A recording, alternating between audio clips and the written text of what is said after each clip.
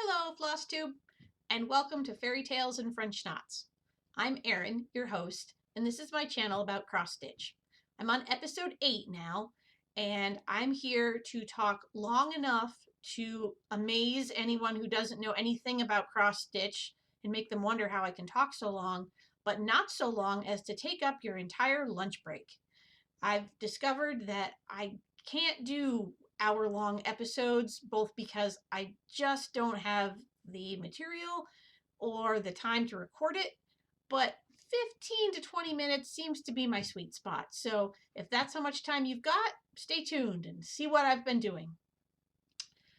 If you got here because of Abby, Bella Stitch, and the Tuesday Night Stitch group, hey, nice to see you all again. And I hope I get to see you on another Tuesday night. Abby on Tuesday was talking about all her finishes and how long it would take to show them off. So I took that as a challenge.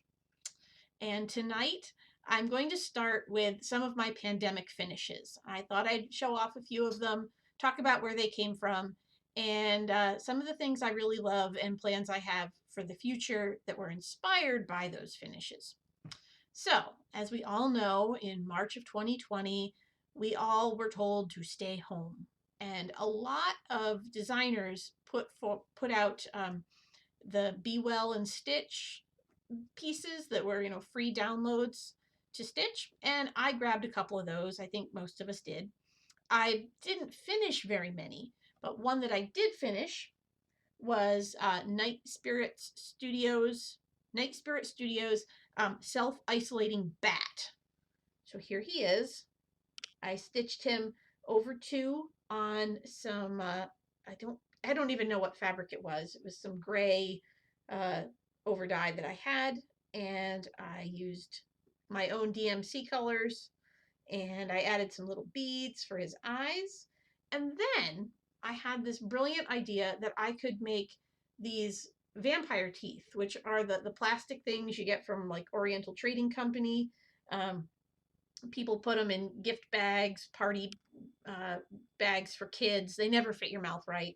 And I thought I could make a photo frame with the bottom ones, but they didn't have the stability. I couldn't rig anything together with dowels, which is what I tried.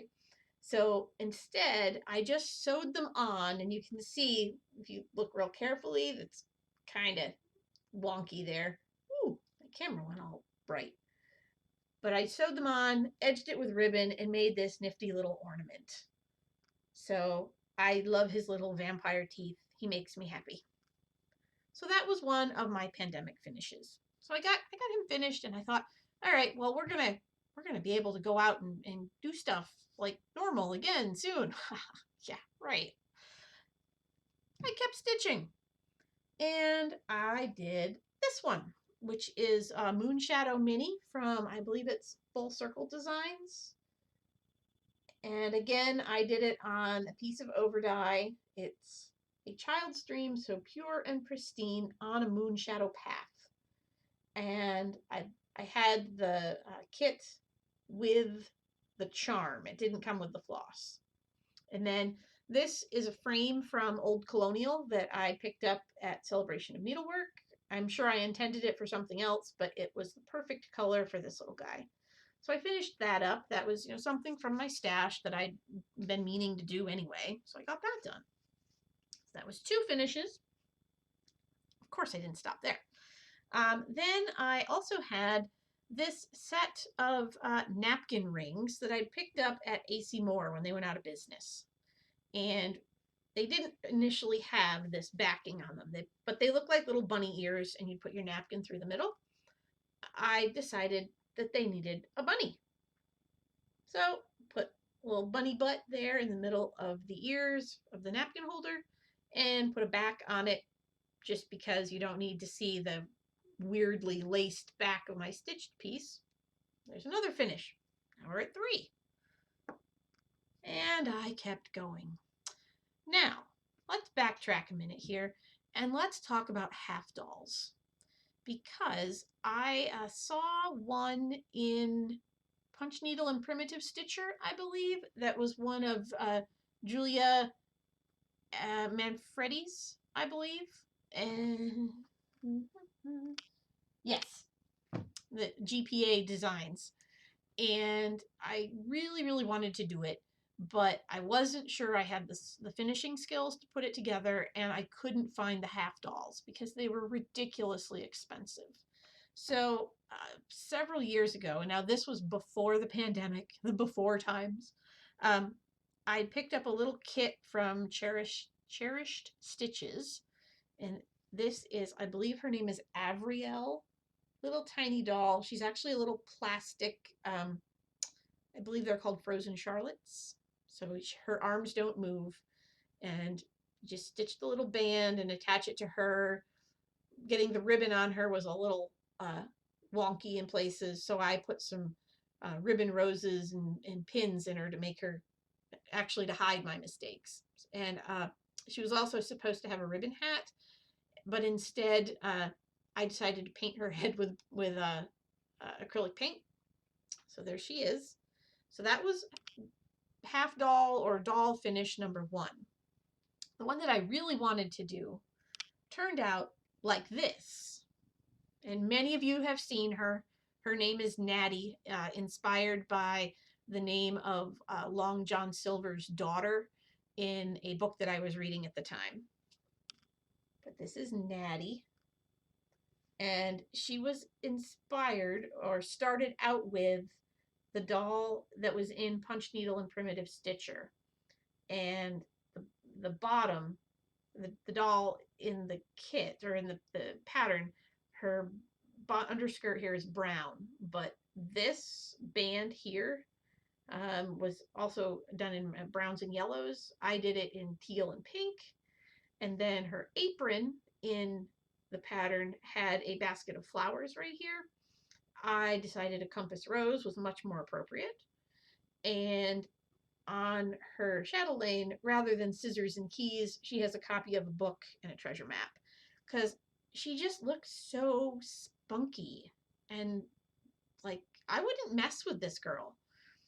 And I really had fun putting her together, and it was not as hard as I thought it was going to be. She stands on a styrofoam cylinder that I wrapped in quilt batting just because I didn't like the feel of the linen catching on the styrofoam. And then there's a dowel that goes from the styrofoam through her, and everything is gathered and tied in the back. And there's a whip stitch seam up the back of her skirt. The apron is finished with fusible interfacing, so no actual hems were sewn on that. And actually the skirt was finished with the fusible interfacing as well. So I did her. And then there was also one of Julia's dolls in the Gift of Stitching magazine, which the online magazine from Australia from a decade or two ago. And I wanted to try that one too. And her, I did more according to the pattern. There she is. The pattern actually used black here, and I used a green because it matched her bodice better. Can't get her to focus. I get out of the picture, does she focus better? Maybe. Now, this is one of my absolute favorites. She's a little bit smaller than Natty. And if you look at them together, you can see the size difference.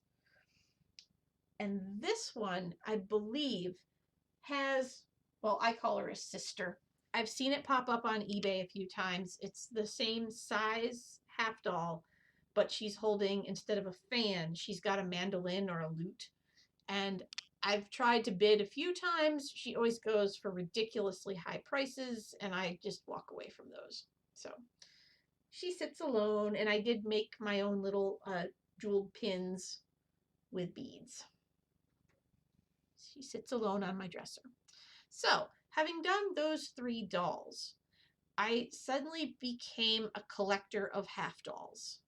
Not because I want little halves of ladies anywhere, but because I kept getting ideas for skirts and how I could stitch them and, different ways to put things together. And that became one of my missions during lockdowns. So I have, and I'll show them here in a minute, I have a couple different half dolls that I'd like to do, but the one that I did do and is entirely my own is this little lady. And her skirt, the pattern on her skirt, came from an old DMC sampler. And the pattern does not completely come together in the back, but it comes pretty close. And it's just purple and green. I added some beads because I love beads.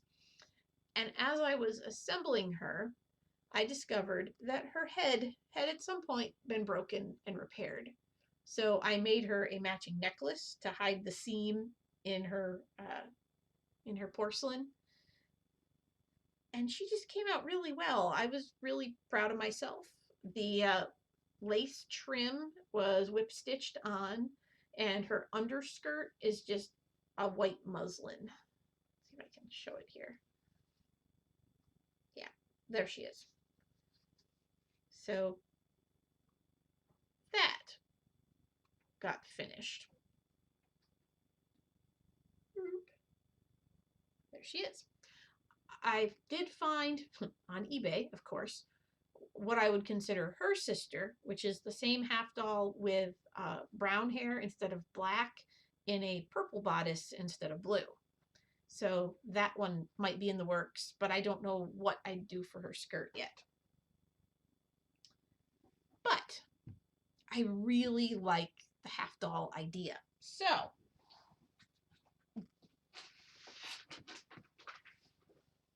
again, before COVID, when I had been at Celebration of Needlework, I picked up this one, a little Dutch pincushion doll.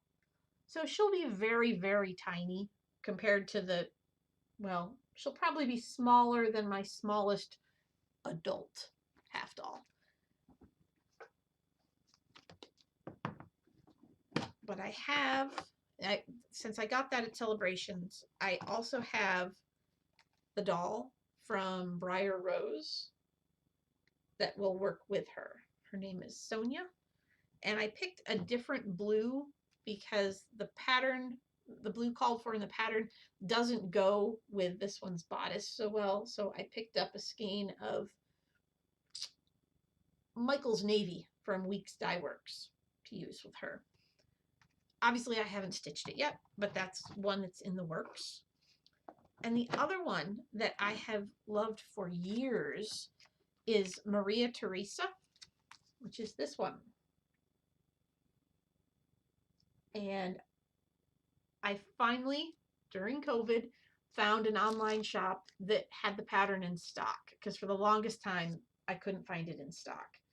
And I ordered it, of course, it arrived, but I didn't have the doll.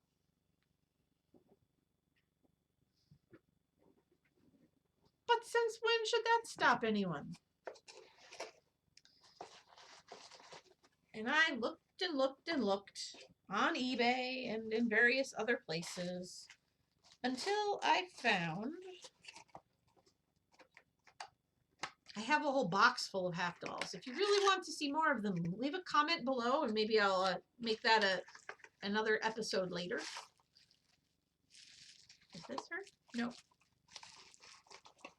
Like I said, I have too many of these now because I kept seeing them. I'd find more and more of them on eBay that I thought, oh, I could use that one. I could do something with this one. What about this one here? Really should have gotten these out before I started making my video tonight. Sorry if I'm wasting your lunch break.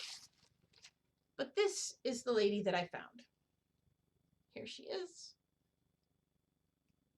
And I think she will look absolutely lovely with this skirt, which has some like trellis roses and other patterns in it. So I think her with green, perfect. Let's see if I can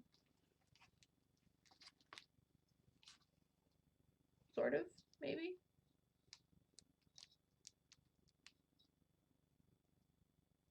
Kind of. You get the idea. I did so much crazy cutting and pasting of photoshopping JPEGs together to try and find the right dolls for these things. It was lots of fun, really. So those are my half dolls. And that was one of my obsessions during COVID. Other things I finished during COVID. Speaking of some of our favorite Italian designers, I ordered a bunch of Rami's threads, and I did I think this is Lady Simona's sewing box, also from Giulia Manfredini. But I put it in this little box thing that I found at a secondhand shop.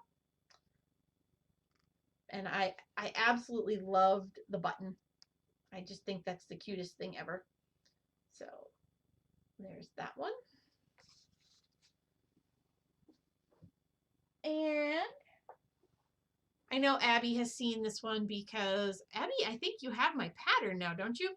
This is Forget-Me-Nots and Stitches contribution to the 2020 celebration of needlework round robins. And it's a pandemic sampler, which was charted in, I believe, like a red-brown color, and I did it in a purple variegated because I love purple. And it made me laugh, although I did make a few changes to the spacing, and I think I added a letter or changed a letter. I can't remember now, but I made it my own anyway. And this frame came from the local antique shop. It does not have glass in it, and the back is not in the greatest condition. I had to put it together with some glue and spray it down with some varnish to keep it from keep the paint from peeling more. But that was a fun finish. And someone also asked about my boxes, the box top finishes I do. A lot of them are packed away right now, but I do have one that I finished during COVID, so it's appropriate to show. And this one it's a Sweetheart Tree Teeny Tweeny.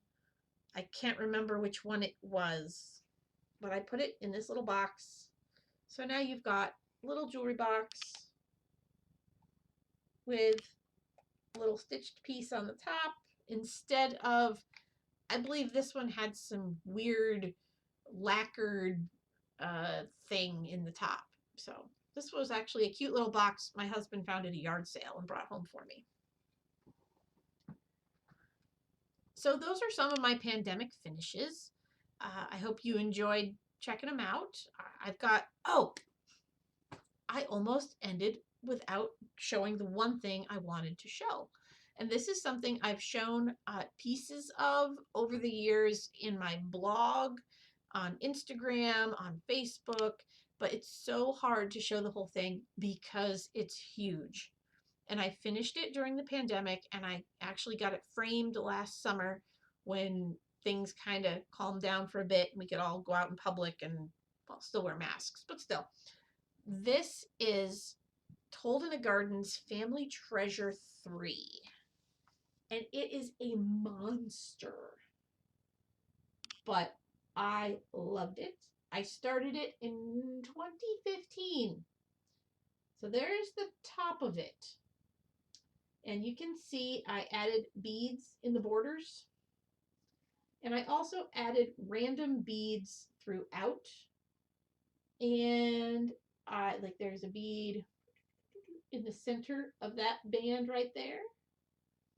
There are beads, usually wherever there's purple or pink flowers, I started adding a few beads. I also did these lazy daisies up here instead of hearts because I am not a fan of 1980s style hearts in samplers. It keeps going.